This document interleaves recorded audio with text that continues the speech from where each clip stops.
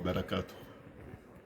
Mes chers compatriotes de l'intérieur et de l'extérieur, comme vous le constatez, nous sommes à Genève. Je suis à Genève dans le cadre de la 57e session du Conseil des Nations Unies sur les droits de l'homme.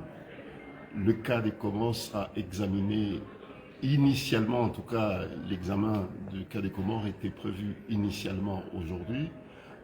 Nous sommes intervenus avec l'appui de certaines organisations pour que ça soit retardé de quelques heures, voire même peut-être demain, le temps pour nous de soumettre au Conseil l'actualité immédiate, récente des Comores liée à l'assassinat barbare de Fanou.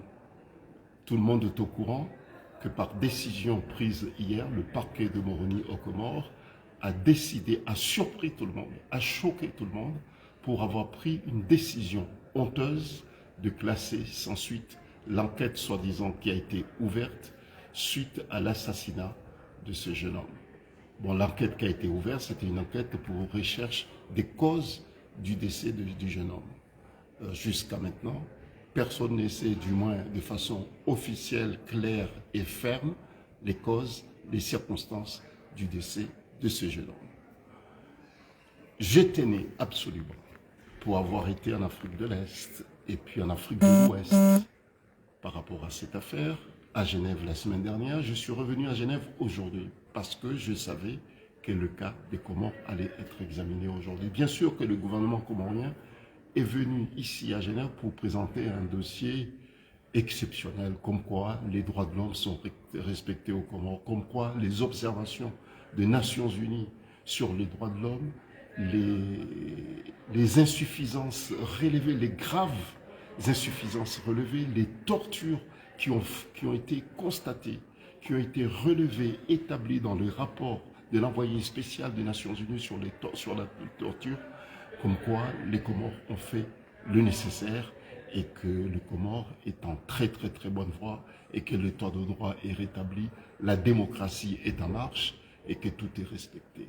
Je ne pouvais pas, nous ne pouvons pas laisser Azali, le criminel, dictateur, occuper seul l'espace des institutions internationales. Et ça sera ainsi jusqu'à ce que ça change.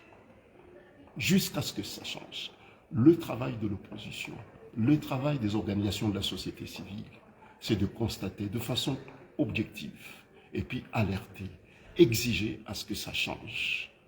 Les Comores auront la parole, le cas des Comores sera examiné, il n'y aura pas que la parole du gouvernement comorien, il y aura aussi un espace pour des démocrates, il y aura un espace pour les organisations des droits de l'homme, il y aura un espace pour les ONG qui militent, qui travaillent, qui sont sur le terrain pour le respect des droits humains. Le cas de Fanon sera évoqué, mais nous verrons aussi la possibilité d'évoquer, du moins de façon officielle à la tribune, les autres cas qui sont constitutifs des graves insuffisances des Comores en matière de respect des règles de droit. Les Comores n'est pas un état de droit. Les Comores est une dictature à ciel ouvert. Et tout le monde le sait. Les institutions internationales sont au courant, le savent également. Mais elles ont décidé de faire le choix de soutenir, du moins de façon implicite, la dictature d'Azali. Il est de notre responsabilité, la responsabilité de tous les démocrates, la responsabilité des organisations non gouvernementales qui luttent pour la démocratie, qui luttent pour un état de droit, de soutenir les forces vives des Comores pour que ça change, pour que la dictature prenne fin aux Comores. Nous ne pouvons pas accepter cette déclaration de honte de M. le procureur de la République de Moroni. Non, Fanon n'est pas mort naturellement. Il a été tué, il a été assassiné par les militaires dans des conditions barbares. Le corps sans vie a été livré à sa famille avec des mutilations. Et nous avons les preuves seront fournies. La déclaration de classement sans suite du procureur de la République ne lie personne. Nous ne sommes pas liés à cette déclaration de la honte. Et c'est pour cette raison, soit les autorités judiciaires comoriennes reviennent sur leurs décisions, ouvrent une enquête digne de ce nom. Et s'ils ne le font pas, il y a des instances internationales qui n'acceptent pas cette forme de crime contre l'humanité, puisqu'il s'agit effectivement d'un crime qui heurte l'humanité tout entière.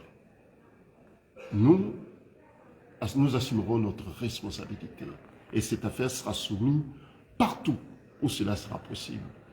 En Afrique, il y a des pays qui sont tout à fait disposés à examiner ce cas, puisque ces pays sont tout à fait disposés à appliquer la règle de la compétence universelle, et en Europe et aux États-Unis également.